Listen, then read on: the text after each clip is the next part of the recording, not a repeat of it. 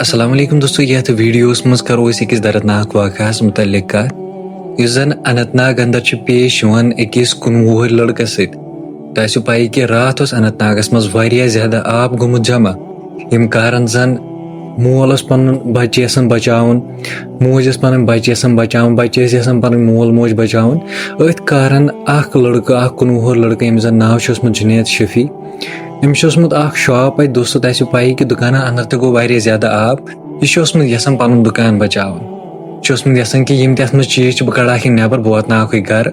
युथी यह दुकान खुलावन यह हेवान अमि चीज कड़न दोस्तों आब वारिया ज्यादा आसान। पावर तम सात चलान दोस्तों दुकानस मज पावरस लगन तो तम पे यह दुनिया त्रवित गसान। अल्लाह ताला करें अमिस जन्नतुल फिरदौस अता खतर कर जरूर दुआ।